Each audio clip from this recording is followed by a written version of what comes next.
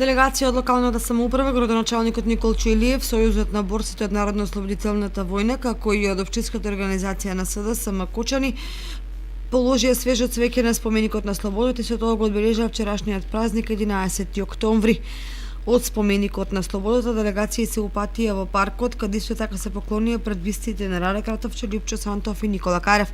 Како секоја година, така и оваа Сдруженијето на граѓани Јосип Броз Тито не забораваа да им одадат почит на загинатите херои на значајни датуми. Сдруженијето на граѓани Јосип Броз Тито, како и секогаш и овој пат,